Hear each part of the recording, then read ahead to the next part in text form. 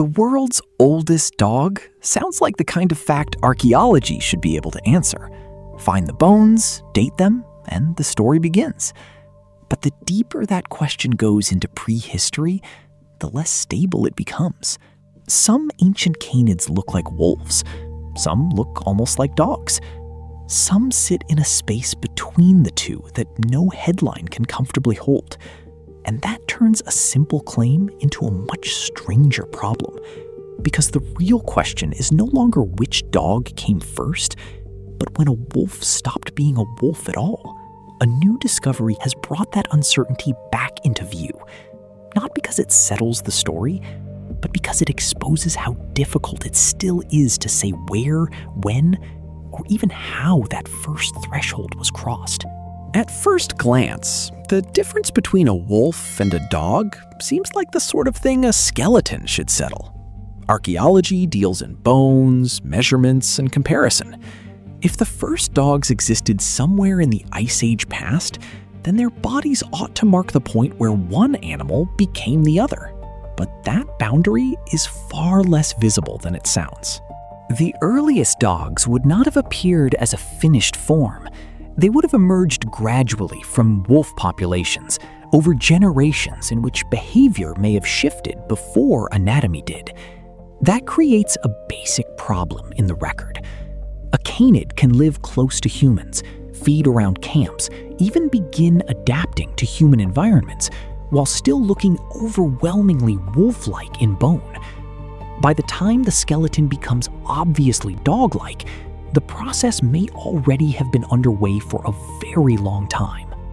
This is why researchers end up studying details that seem almost too slight to carry such a large argument.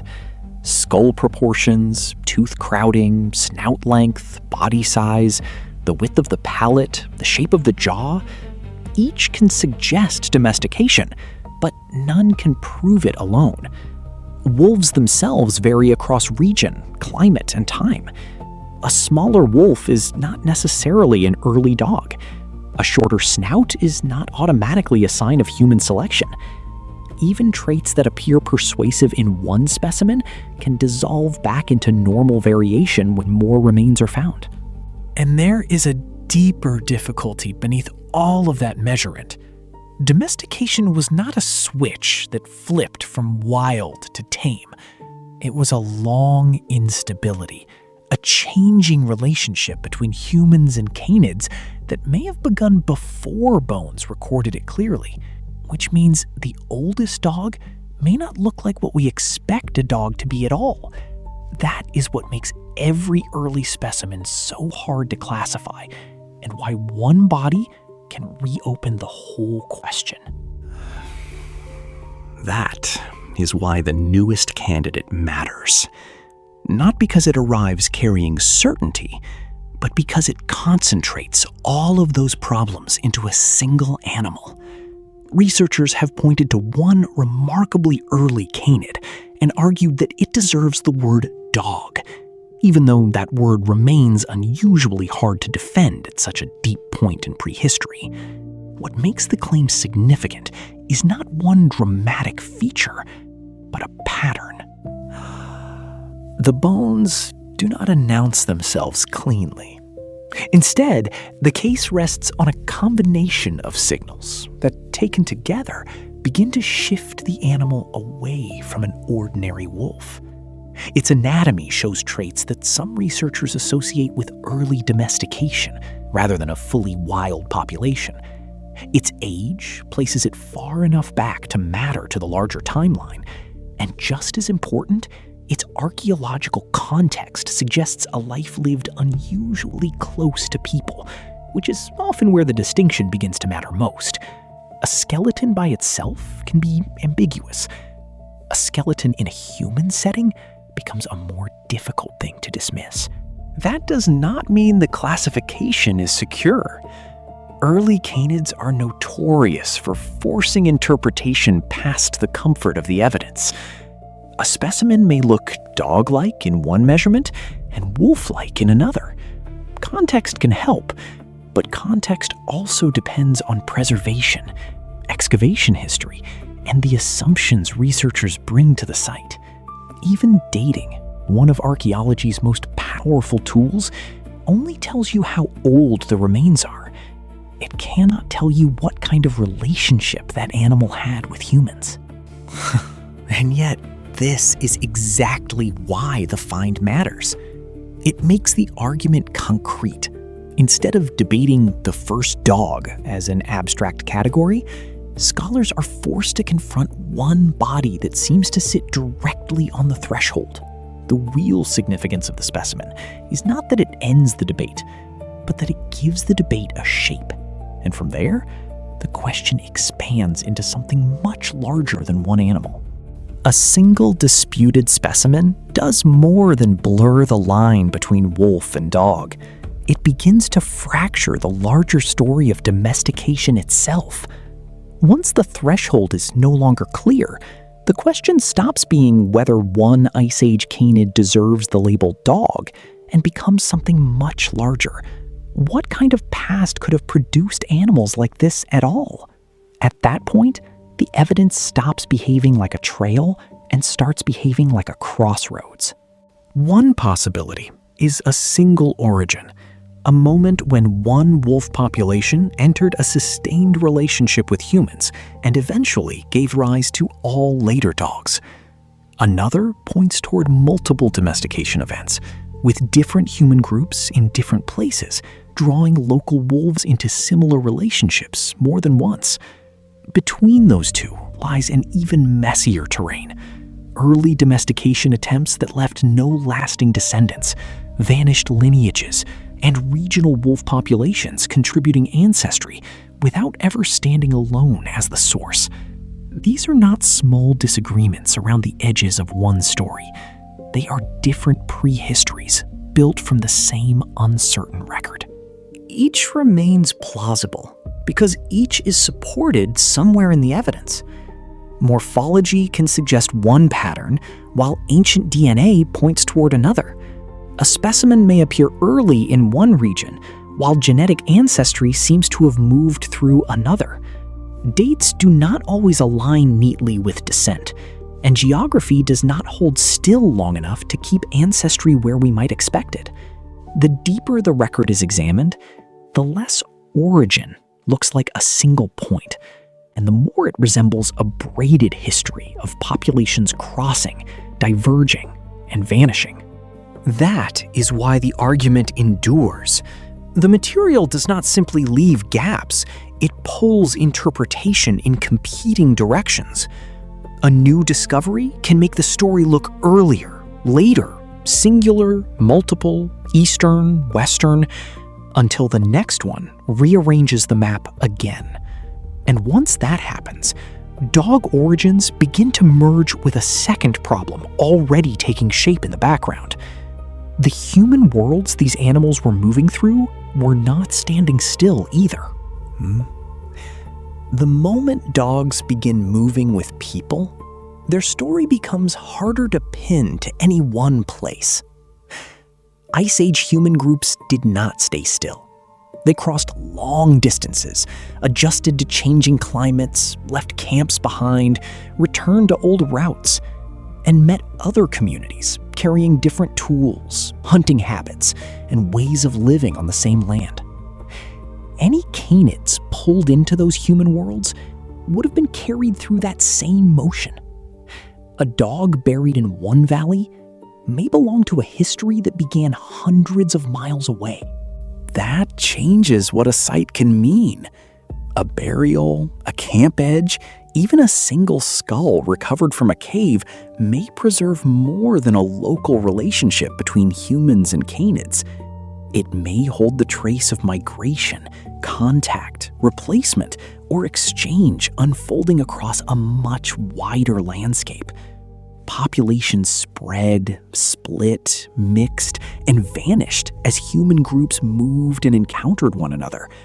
In some cases, dog ancestry preserves those patterns with unusual clarity, especially where human remains are too sparse to follow easily across distance. But the same movement that makes dogs useful evidence also makes their beginnings harder to fix.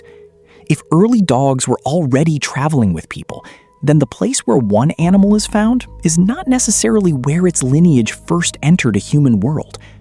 If animals passed between groups, if neighboring populations absorbed one another, if wolves were drawn toward camps in different regions again and again, then domestication starts to look less like a single birthplace and more like a process unfolding across connected territories.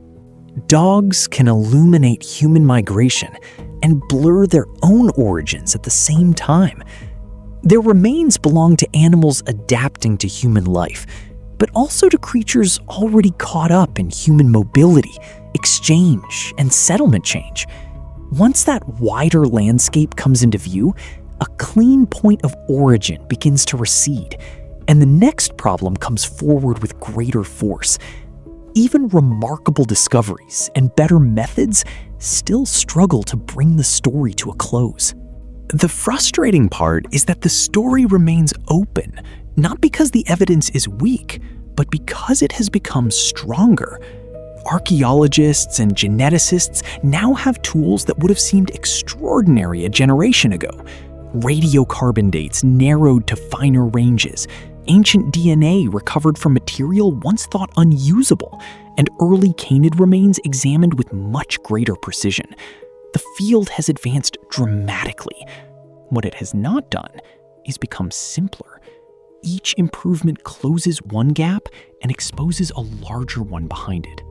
Ancient DNA has done more than almost any other method to rearrange the argument. It can reveal ancestry that bones alone would never show, connect populations separated by vast distances, and overturn lineages that once looked straightforward. But genetics carries its own absences.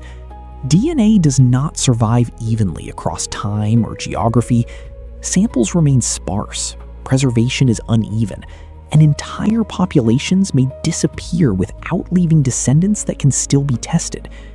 A lineage can matter profoundly to the history of domestication and leave almost no usable genetic trace behind. The bones create a different kind of instability. A specimen may look compelling until another expands the known range of wolf variation or complicates anatomy once thought diagnostic. Hybridization pushes that uncertainty further. Wolves and dogs did not separate into sealed categories and remain there. They continued to mix, allowing ancestry to cross that boundary long after domestication had begun. What survives in the record is not a clean break, but a long overlap between populations still entangled with one another. That is why major discoveries so often widen the argument they seem ready to settle. A newly sequenced genome may clarify one branch while throwing another into doubt. An early burial may strengthen the case for close human-canid association while leaving descent unresolved. The obstacle is not scientific weakness. It is the structure of the evidence itself, uneven, fragmentary, and shaped by populations that moved, mixed, and sometimes vanished altogether. Under that kind of pressure, a single definitive answer begins to look less convincing than a long, unstable process. By the time archaeology can point to an animal and say, "This looks more like a dog than a wolf," much of the story may already be behind it. That is the implication carried forward from everything earlier in the record. Anatomy that does not settle cleanly, lineages that do not descend in straight lines, populations that continue to mix, and human groups carrying animals through landscapes that were never still for long. Under those conditions, the first dogs were unlikely to appear as a clearly separate kind of creature. They would have occupied a blurred zone, still close enough to wolves in body and ancestry to confuse the evidence, yet already living in ways wolves did not. The earliest shift may have had less to do with appearance than with tolerance. Some canids lingered near camps, fed on waste, tracked human movement, and learned that proximity could be profitable before it became permanent. Over time, that proximity would have selected for more than tameness.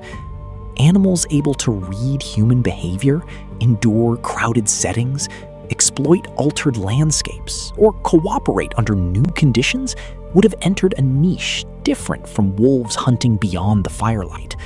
None of that required a clean break. It required repetition.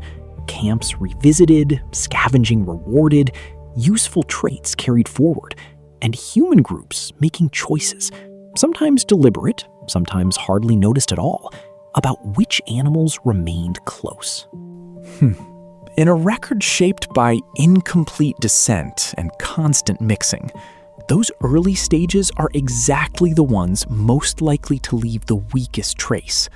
Domestication begins to look less like an invention than an entanglement, unfolding across mobile human worlds rather than inside a single place or moment. The earliest dog is left in an awkward position, not a clean beginning, but a late visible trace of a much older crossing that the record still struggles to catch in the act. The phrase, "the world's oldest dog," promises a clean beginning, the kind of fact that seems ready to be pinned to a date and a skeleton. But the deeper archaeology pushes into that question, the less tidy the story becomes. Early canids sit too close to wolves in form, ancestry, and behavior for the boundary to stay fixed. New discoveries sharpen the problem, yet they rarely simplify it. One specimen may look persuasive until another changes the range of variation. A genome may clarify one lineage while leaving another in shadow. What survives is not a single moment of origin, but the outline of a long entanglement between human societies and animals learning to live beside them. That may be the real significance of the first dogs. They do not just mark the domestication of a species. They preserve the earliest visible traces of a relationship formed inside movement, adaptation, and mutual change. The search continues not because the evidence has failed, but because the threshold itself was never simple. And that makes every new find worth looking at closely. What survives is a relationship taking shape across a threshold that never became simple. What do you think the evidence is really showing us when the boundary refuses to hold? Subscribe to stay with the investigation as archaeology keeps returning to questions like this. And for a continuation of that same problem of what remains visible in the record, watch, we found human DNA where it shouldn't exist. Until next time, keep questioning, stay curious, and remember, the earliest signs of change do not always arrive with a clear boundary.